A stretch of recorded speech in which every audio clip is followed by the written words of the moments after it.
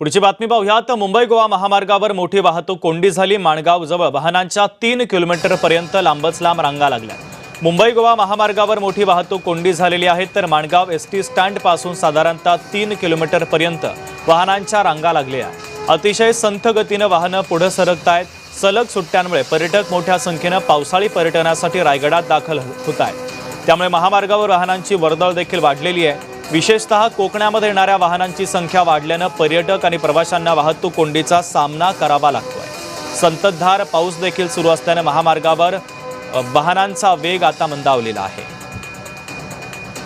तर मुंबई गोवा महामार्गावर ही वाहतूक कोंडी झालेली आहे। वाहनांच्या तब्बल 3 किलोमीटर पर्यंत लांबच लांब रांगा लागल्याचं चित्र आहे। मुंबई गोवा महामार्गावर वाहतूक कोंडीची ही दृश्य देखील आपण पाहतोय। माणगावच्या जवळ वाहनांच्या 3 किलोमीटर पर्यंत रांगा लागलेल्या आहेत। अतिशय संथ गतीने सध्या वाहतूक सुरू आहे।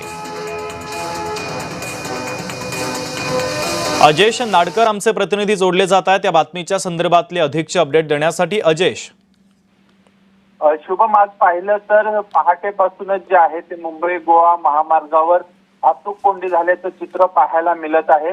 माणगाव पासून जवळपास 3 किलोमीटर पर्यंतच्या वाहनांच्या ज्या आहेत त्या लांबच लांब रांगा लागलेल्या आहेत। गेल्या अनेक वर्षापासून सातत्याने सुट्टीचे दिवस येतात, त्या दिवशी जी आहे ती माणगाव बाजारपेठेत वाहतूक कोंडीचा सामना जो आहे तो पर्यटक असतील किंवा सर्वसामान्य नागरिक असतील यांना करावा लागत आहे। कारण मुंबई गोवा महामार्गाचा महत्वपूर्ण असणारा बायपास जो आहे तो पूर्णपणे रखडलेला आहे। त्याचं सध्या काम चालू आहे आणि त्यामुळे माणगाव बाजारपेठेत सातत्याने ही वाहतूक कोंडी होते आणि याचा नाहक त्रास जो आहे तो प्रवाशांना आणि पर्यटकांना होताना दिसत आहे।